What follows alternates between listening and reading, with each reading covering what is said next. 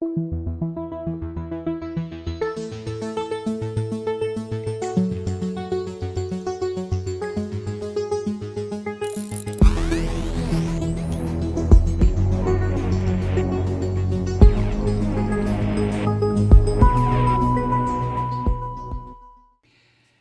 commanding general of the D.C. National Guard told lawmakers yesterday that he had restrictions placed on him by the Pentagon prior to the violence at the Capitol, the riot, and those restrictions prevented him from seeking, or more quickly, getting forces to help stop the violence. Are you starting to put some pieces of this puzzle together as I am? Starting with the traitorous filth, Mike Flynn, and what appears to be his brother, Lieutenant General Charles Flynn's involvement in the insurrection against the United States. Now, remember, Mike Flynn is the one who proposed to the idiot orange bastard that the idiot orange bastard should declare martial law in order to overturn the election that gave the presidency to Joe Biden. There is something afoot, ladies and gentlemen, at the highest order, highest ranks of the military, or among the highest ranks, not at, but among. And some of the criminals who have worked their way up over 4 years in the Trump administration, something is afoot that is going to cause this republic to come crashing down. I have a real sick feeling. I really do, because I've been trying to put the pieces together that I'm talking about. Maybe you have too. But anyway, let me go back to the testimony yesterday by Major General, 3 stars, William Walker. The general said he didn't receive approval to release the Washington, D.C. National Guard and send his forces to stop the violence for 3.5 hours after he first got that emotional call from the Capitol Police Chief begging for urgent backup. 3.5 hours. Now think about that. I'll be a little more explicit in a moment. But the United States Capitol is under attack by a fucking mob of gangsters, thugs, armed people who are hell-bent on killing members of Congress, lynching the Vice President of the United States. And for 3 hours and 20 minutes, the D.C. National Guard was prevented from responding. General Walker described the restrictions that were put on him as, this is his word, unusual.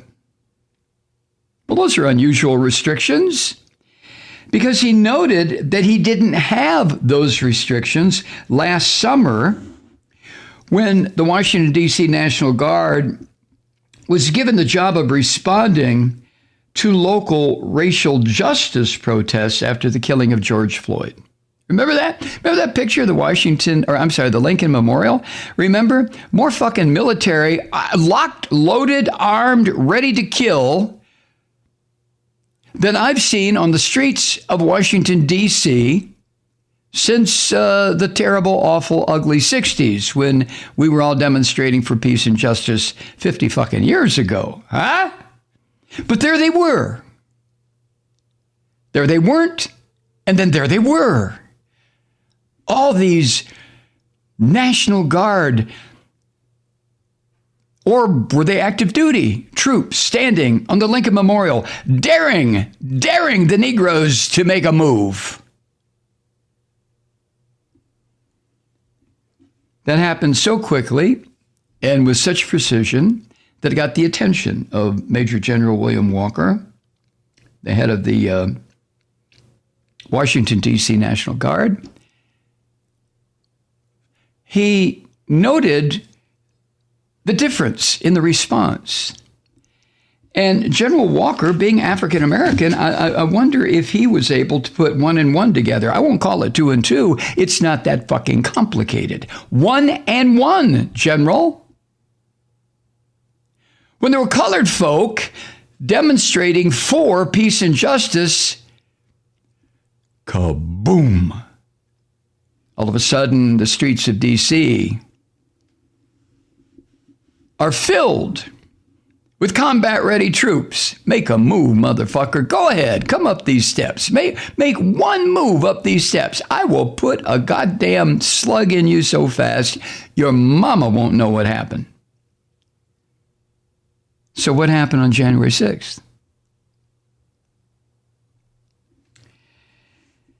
General Walker, who has previously laid out the restrictions that were put on him ahead of January 6th in an interview with the Washington Post, told lawmakers yesterday that he had not been operating under those limitations. If he had not been, he could have sent about 150 soldiers to the Capitol and got them there within 20 minutes.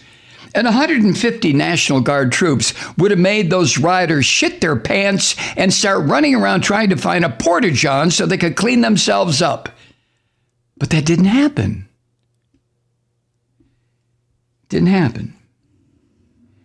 And General Walker added the obvious when he said, I believe that number, 150 soldiers, could have made a difference. Yeah. 150 National Guardsmen up against 10,000 out of fucking control white monsters with their sticks and clubs and plastic handcuffs and Make America Great Again little funny hats. Yeah, 150 troops would have made all the difference in the world, but they weren't allowed to go there. Walker had said during the testimony yesterday, he said we could have helped extend the perimeter that the D.C. police had tried to put into effect and push back the crowd. It wasn't a crowd, General Walker. It was a bunch of fucking gangsters. And in addition to General Walker, you may have heard the testimony. City officials, Capitol Police leaders have said over and over that they were frustrated by the lack of response from the Defense Department as the Capitol building was invaded. It was breached. They were in.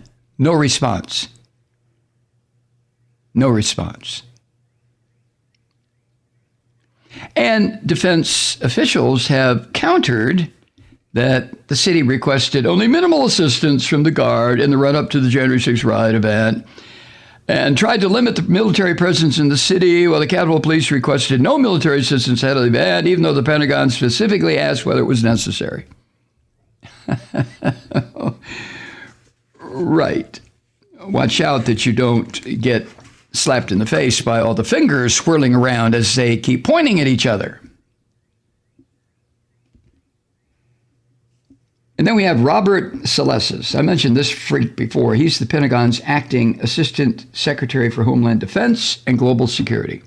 Homeland Defense. He testified that the tight control over the response to the Capitol put in place by defense officials was shaped by controversy they faced in responding to civil unrest surrounding racial justice protests last year. Oh, give me a fucking break. Are you kidding me? Oh, well, it didn't look good when we cleared Lafayette Square to make way for his Lord and Master, Jesus H. Trump, to walk over to the church and hold a Bible upside down. It just didn't look good. So we're not going to send troops now that 10,000 fucking invaders are trying to destroy the country because the optics might be bad. Now, you and I, gentle listener, are supposed to swallow that whole. Oh, I get it. Yeah, optics. Okay. Yeah.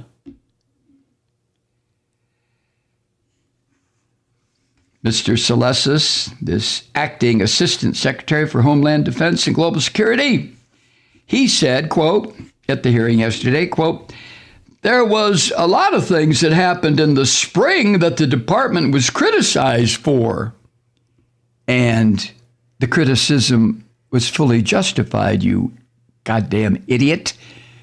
When you have troops start gassing and busting heads and arresting people to make way for a slob like Donald Trump to go stand in front of a church holding an upside down Bible with a shit-eating grin on his face, yeah, you're going to get criticism for that. But when 10,000 thugs attack the United States Capitol and you don't do shit, and what, you expect to be congratulated? No. I know you don't. You expect that everybody's going to go, oh, yawn, business as usual. What's next? Much of the hearing yesterday focused on how long it took the Pentagon to give members of the D.C. Guard who were already deployed that day, they were ready to go. Like the head of the D.C. Guard, the Major General said, 20 minutes is what it would have taken. But no, didn't happen. And then the Washington Post reports this. Though the acting defense secretary called up the full D.C. Guard shortly after 3 p.m. in response to the riot, he did not give the members of the D.C. Guard who were already deployed that day a new mission and send them to the Guard until 4:30 in the afternoon. Now, this is when the Trump filth, scum, bastard, treasonous Donald Trump had control of everything. And Robert Salesses, the Pentagon's acting assistant secretary for Homeland Defense at the time, said that the D.C. Guard did not receive that change in assignment until after 5 o'clock. And when did the riot start? When did this filthy scum, these dirty son of a bitches who should be lined up and shot, who attacked the United States, our own fellow citizens?